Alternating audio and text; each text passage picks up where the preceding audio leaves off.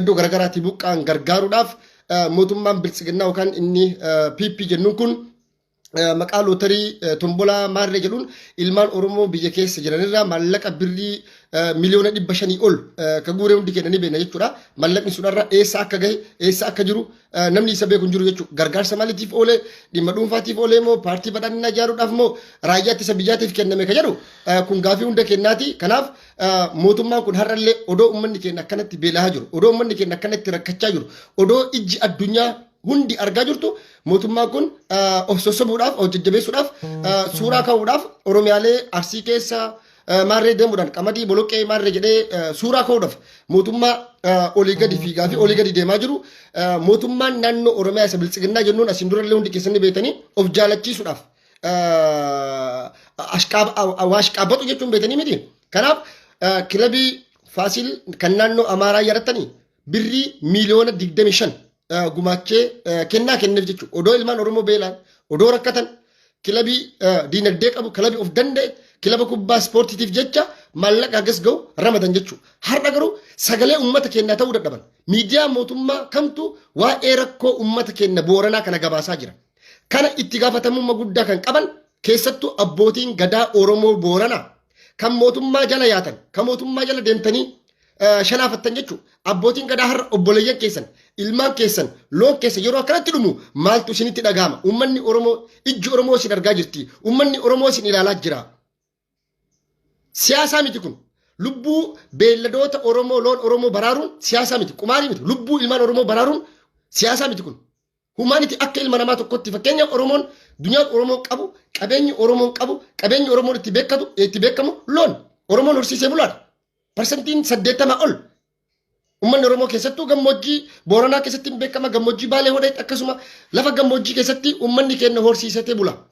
Har'a ammoo lafti Oromiyaadha badhaatu akkasii osoo jirtu mootummaan xiyyeeffannaan irratti hojjechuu danda'uu dhabuun isaa lafa Oromiyaa bishaan qonnaan bishaan meetira 5 jaagaddeemnan gammoojjii Oromiyaa kamuu keessatti bishaan ni baha. Kun ka beekama. Silaa har'a loon kun dhumuu baatanii jechuudha. Har'a biyyoota akka Israa'el fa'aa fudhadha. Bishaan moo waan jedhamu lafa jara ardii jara keessa hin jiru. Garuu teekinooloojii fayyadamanii har'a biyyoonni Arabaa Midilistiin Saaraa gammoojjiin maal fakkaatu kana keessa bishaan ni baha. Saaraa keessa bar bishaan ni baha lafa qonnaan. Har'a ammoo mootummaan itti gaafatamtoonni bulchitoota waajjiraalee mootummaa abbootiin gadaa hawaasni keenya hundi itti gaafatamummaa guddaa qaban jechuudha. Waan kana ammoo odoo mootummaa silaa mootummaa hin qabnu odooma mootummaa Oromooyyuu qabaanne. Waan kana emergency rakkoo amma jirtu tana furuudhaaf uummata keenya kana dhaqqabuu fi dandamachiisuudhaaf mootummaan kophaa isaa waan danda'u miti. Kun mootummaan akkuma beekamu odoo har'a mootummoonni addunyaa dhufanii uummata Booranaatiif gargaarsa goona jedhe. United Nationiin MCFin dhaabbileen mirga namoomaa gurguddoon dhufanii odoo gargaarsa kana hin geessine jedhanii mootummaan Abiyyi gargaarsa uummata kanaa kan kenne godha. Gargaarsa uummataaf dhufe san fuudhee nama waraanaadhaaf kennuuf qopheesse mootummaan kun mootummaa waraanaa mootummaa lola labsee mootummaa biyyattii jeeqaa jiru waan ta'eef jechuudha. Kanaaf uummanni keenya hawaasni keenya kan biyya keessaa fi kan biyya alaa jiru.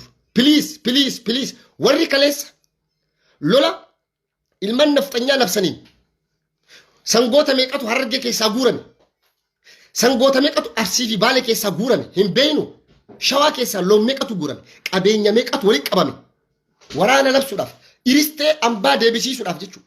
Garuu qe'ee keetirratti obboleessi kee yeroo inni rakkatee beelahee qabeenyi inni qabu loon isaa yeroo akkasii jalaa dhumanii du'anii ilmaan xixiqqoon bishaan qulqulluu dhugan dhabanii bishaan booruu bishaan gartee ilbiisonni meeqa keessa jiran kan dhukkubaaf nama saaxilan kan dhukkuba gartee daddarboo akka koleeraa fa'aa fiduu danda'an bishaan akkasii uummanni dhugaa jira. Lubbuu isaa baraaruuf rakkatee jechuudha.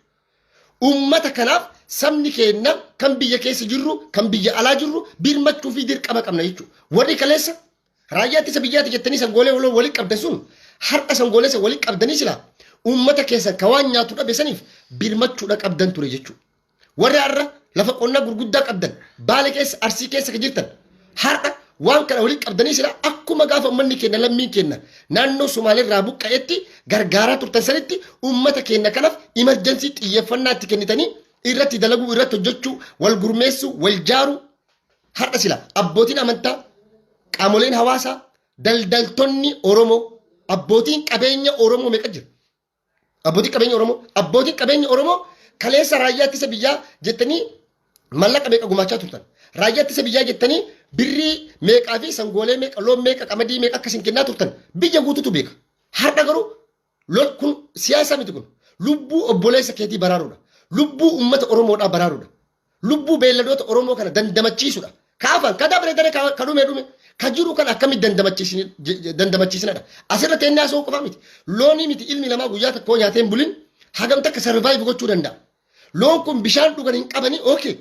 Har'a paarkii dhaabanii boottiin abiyyi har'a paarkii keessa oofee bishaan obaasa jedhu sun boottii lama yoo erge lubbuu loon meeqaa baraaruu danda'a boottiin lama. Loon ni dhabsiyan dhabsuun beetanii dhabsuu jechuun loon guyyaa tokko bishaan dhugee yoo guyyaa tokko dhugin guyyaa lammaffaa dhuge guyyaa tokko utaalee guyyaa lammaffaa sadaffaa dhuge loon dhabsiidha loon dhabsuun baha yeroo bonaa yeroo bonni akka malee bu'u loon kana hunda ni dandamata jechuudha.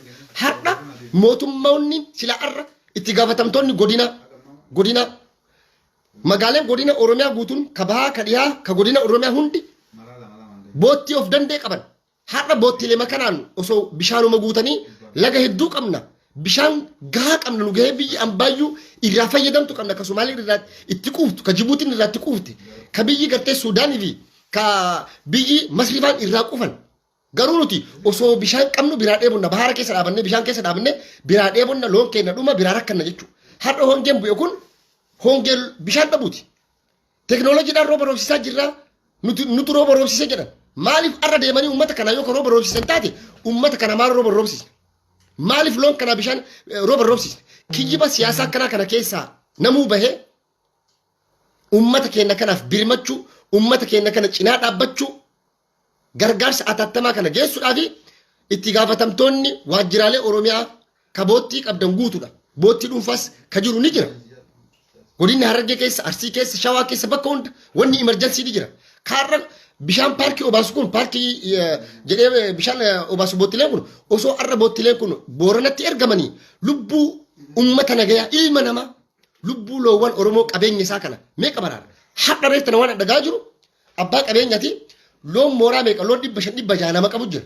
Namni loon 500 qabarra loon isaa harkaa dhumanii wanni inni qabu marti harkaa baraa dhuftee namoota lubbuuf baasaa jirantu jira bakka lubbuuf baas maaliif kan arguu caala du'a filadha jedhee warra lubbuuf baasaa jiru jira jechuudha. Yeroo kana dhageettu maaltu si dhaga'ama akka sabatti akka nama tokkotti akka ilma namaa adii ta'e gurraacha ta'e saba feete irraa kottu amantaa feete irraa kottu abbaa feete ta'e akka ilma namatti dirqama uummata keenya kana gargaaruudha qabna.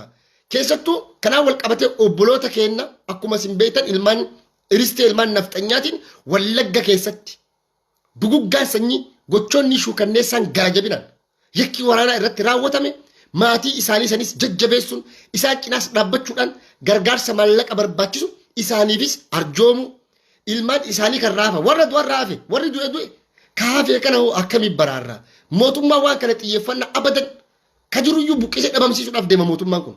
Kanaaf obboloota keenya Wallagga keessattis gocha gara jabinaatiin ajjeefaman maatii isaanii saniif birmachuu qabna gargaaruu qabna Oromoon wal qabna nuti wal qaba. Nama biraan qabnu qaama biraa kanuu birmatu kanuu iyyu ka sagalee nuu ta'u kanuu dhimmamu akka dhimma isatti ilaalee nuuf hadooduun qabnu nutuutu wal qaba jechuudha. Kanaaf sabni keenya uummanni keenya ilmaan Oromoo bakka jirru ka keessaa ka alaa bakka jirtanii wal jaaraa rakkoo tana keessaa ifatti ni baana. Boo'icha garuu osoo har'a silaa mootummaa keenya mataa keenya qabanne mootummaan naannoo Oromiyaa silaa mootummaa Oromoo ta'e konkolaattota boottilee godinoota jiran hunda har'a silaa hiriirsee Booranatti bobbaasa ture. Har'a hiriirsee sila uummata san dandamachiisa loon jiru san dandamachiisa. Midhaan nyaata beeladoota kanaa oolu godinoota hunda irraa sila walitti qabee mootummaan loowwan kana baraara sila. Nyaata loowwanii haa ta'uuti, bishaan dhugaatii haa ta'uuti, rakkoolee gartee beela uummata keenya mudachaa jiru, hongee uummata keenya mudate kana silaa mootummaa mataa keenyaa qabaannee hatattamatti furama ture. Mootummaan isin qabdan mootummaa suuraa ka'ee of garsiisu. Odoo uummanni beelaan dhumu, odoo loowwan biyyatti keessatti dhumaa jiran mootummaa suuraa ka'uudhaaf qamadii keessa deemee dhaabatu. Biyyi Itoophiyaa quufnee jirraa. Odoo uummanni akkana beelee loon akkana dhumaa jiru quufa qabnaadha. Maaliif beelee hin beeku? Masaraa keessa taa'anii rakkatee hin beeku, nyaatee dheebotee hin beeku, ilmaan isaan irraan lakkanne, irraan duune, irraa waan takka hin taane rakkina hin qabu. Shimallee sabdiisa faasuutaan rakkoon qaban. Foon jaraa jajjaatan. Beelli guyyaa takka akkam akka nama godhu ijaara garanii hin beekan arganii hin beekan rakkoo. Ummata keenya garuu kan rakkatee ka beelahee beelaa fi rakkoo san arge qofatu beeka jechuudha. Ka gubate bichatu gubaa ibiddaa san laalaa ibiddaa san beeka jechuudha. Kanaaf ummata keenya cinaa haa dhaabbannu Oromiyaa mootummaan qabdu mootummaan jiru mootummaa abbaa irreeti mootummaa garaati mootummaa godinni Boorana Oromiyaa miti akkasitti ilaalaa jiranii godinni Boorana Itoophiyaa miti odoo Oromiyaa fi Itoophiyaa iyyuu ta'uu baate godinni Boorana mootummaadhaadha of jaalachiisuuf warra Amaaraa maarra irraa buqqa'e jedhee saba Amaaraatiif maa kenna jechuu kiyyaa miti gargaarsa meeqa godhaa jira kilabii isaaniitiif birrii miiliyoona meeqa kennaa jiran of jaalachiisuuf jecha jechuudha. Kanaaf ummanni keenya ilmaan Oromoo bakka hunda jirtan bayas jala. Ummanni keenya kan bakka hunda jirtan saba keenyaaf haa birmannuuti. Nu asirratti ennee kan saba keenyaaf lallabaa jirru haga dandeettii keenya biyya jirru kana keessatti garee guruppii gama wasaappiitiin haa ta'uutii gama zuumiitiin haa ta'uutii walii qabamnee namu mata matatti akka dhuunfattis haa ta'uutii akka jaarmaalee hawaasatti haa ta'uutii waldaalee amantanti biyya Jarman keessa jirra akka biyya Jarmanitti gargaarsa walitti qabaa jirra saba keenyaa fi uummata keenyaaf gargaarsa walitti qabaa jirra.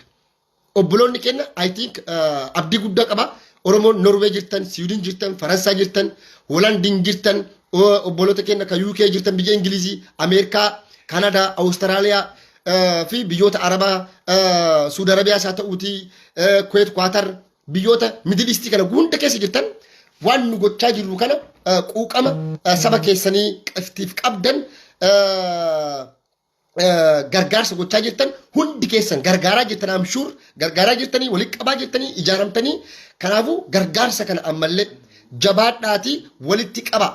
Maallaqni kun maallaqni si walitti qabdan kun ammoo bifa gartee iftoomina qabuun haala ittiin hawaasa keenya san bira gahee emergency rakkoo tan irraa furuu danda'utti guyyoota lama sadi torbeen guurre keessatti waan kana haala itti furuu dandeettan nuqunnamuus dandeettanii ammallee ilmaan Oromoo koree jaaramee naannoo sanis socho'u jira. Koree hawaasa mootummaa miti. Qaama mootummaatti saantimii takka akka ilma Oromoo gareen biyya feetanii maallaqa walitti qabdan saantimii cabxuun beetanii miti akka mootummaa kanatti hin kennine. Saantimii isin yootti kennitan abiyyi. Xiyyiitiin bitee ammallee ilmaan Oromoo fixuudhaaf malee obboloota keessan san biraan gahuudhaaf hin deemu jechuudha. Maallaqni isin dura walitti qabamaa ture maqaa lootoriitiin lootoriin bitanii lammiidhaaf jedhu san. Lootorii meeqa walii guurame birrii miliyoona meeqa. Har'a mucaan maallaqa isa walitti qabe Shimallis Abdiisaatii fi Abiyyi fa'aa wajjin sharaatanii fi maarree irra deemee suuraa ka'aa jira malee maallaqni sun eessa akka ga'e wama takka iyyuu hin beeknu waan takka illee agarra jechuudha. Mana maallaqa saniin ilmaan Oromootiif ijaaran qulfii isaanii kennan tokkollee waliin nu agarra hin jiru gargaarsi uummata keenya ammallee baqatee bakka kaambii keessa jiru maqaa lootarii lammiitiif jedhu saniin ka ga'een agarra jechuudha. Kanaaf obboloonni kiyya kan biyya Ameerikaa isteeta garaagaraa keessa jirtan kan biyya Kanadaa keessa jirtan Awustiraaliyaa keessa jirtan doolaarri 50 atarra saba kiyyaa kennitu kun uummata kiyyaa kennitu obboleeyyan kiyyaa kennitu kun saba kiyya san du'aarraa ni oolche sarvaayiv akka inni godha jechuudha. Kanaaf nutis akka hawaasa Oromoo biyya Jarman keessa jirutti guruppii gama wasaappiitiin gama zuumiitiin garee adda addaa akkaataa magaalaa jiruutiin akka waliigalatti namuu bakka jiru ijaaramee waan darbachuu qabnu akka dhuunfatti darbachaa jira waa walitti qabaa jirra jechuudha. Waa walitti qabaa jirru kana ammoo haala itti lammii keenya kana bira uummata keenya kana bira gahuu danda'u irrattis dalagaa jirra hojjechaa jirra waliin hojjanna waliin dalayna waliin saba keenya tokkummaadhaan tokko taanee afaan takkaan kallattii takkaan saba keenya kana gargaarra jechuudha. Nama amma uummata keenya Booranaa kanaaf sagalee ta'u fakkeenyaaf nu amma sagalee ta'aa jirraami maalumaaf waa'ee rakkoo Booranaa kana dubbattan nama jedhu jira uummata maraataa. Uummata keenya Wallaggaatiif maa sagalee taatan nama jedhu jira. Ilma Oromoo ta'e afaan qubee afaan Oromoo barreessu jechuudha. Waan rakkatee hin beekne jechuudha. Waan beela hin beekneef maatiin isaa waan irraa rakkatiniif waan inni rakkoo keessa hin jirreef jechuudha. Har'a Oromoon miti osoo uummanni kun saba biyya biraa ta'e saba keetii obboleessa keetii hin ta'in rakkachaa jiraami. Gargaaruu akka ilma namaa tokkotti dirqama qabda jechuudha. Akka amantatti ammoo sadaqaadha. Ajiriisi qaba rabbi biraallee keerii argatta. Akka sammuu keetiifuu osoo ati jirtu saba kee kana yoo ka gargaartu bayi as jala kana eenyu maqaa isaa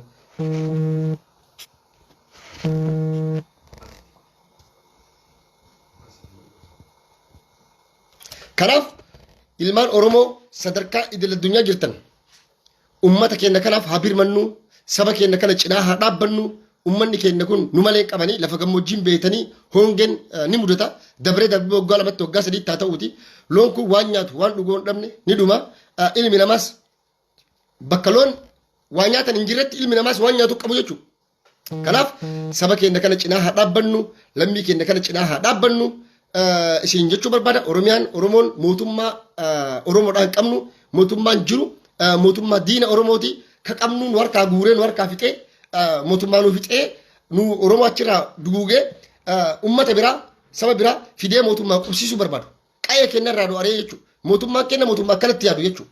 Hagarraa odoo miidiyaan addunyaa gabaasaa jiru osoo ummanni kun ijaa jiru hanga amma mootummaan akka mootummaatti mootummaa jedhamee achi taa'aa jiru kun ummata kanaaf maal dalagaa jira maal hojjechaa jira imerjensii maal godhe mootummaan kun odoo har'a wanni Boorana keessatti ta'e kun naannoo Amaaraa keessatti ta'e maaltu uumama laala mootummaan naannoo Oromiyaa abbootiin gadaa dhangadda abbootiin gadaa tiraakara meeqa fe'anii magaalaa Maqalee dhayne Tigraayin siyaasa daldalachuudhaaf jechuudha siyaasa daldalachuudhaaf ummata Tigraay karakkate jedhanii gaafa lolli kun hin eegalin abbootiin gadaa ergamanii tiraakara hagana finne hin jenne naannoo Amaaraa abbootiin gadaa dhayxanii tiraakara hagana finne jettanii ummata Amaaraatti gargaarsa hin goonesin har'a ammoo ummannummaan kee ilmaan kee yeroo akkana beelaanii rakkatanii gadadoo hamaa kana keessa jiran kanatti ammoo isaaniif sagalee ta'uu dhabuun keessan isaaniif birmachuu dhabuu keessan mootummaa kanarratti dhiibbaa gochuu dhabuun keessanii fi hawaasa keenyarratti dhiibbaa gochuu dhabuun keessan kana seenaan kan itti seenatu isin gaafata seenaaf isin ta'a